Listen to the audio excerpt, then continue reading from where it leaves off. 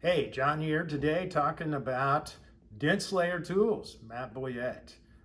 Matt came to us with a tool design that he had kind of had back in his head, and maybe had a tool that he had come up with somewhere a long time ago, but nobody else really had anything quite like it on the market, and he wanted to share that with the dent world.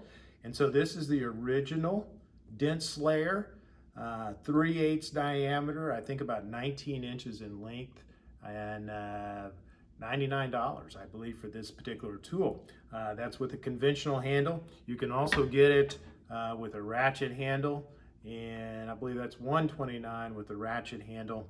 And then Matt came out with a longer version, but it's not only longer, it's also of a different material that is somewhat pliable, where you can put slight bends in the shaft, and that will allow you to curve around and get the tip of the tool. If you're going down a window shaft or whatever, you can meet the curvature of the door and still have enough strength to push out a dent. So this one is 26 inches in length, and I believe it might be a little bit more than the shorter version.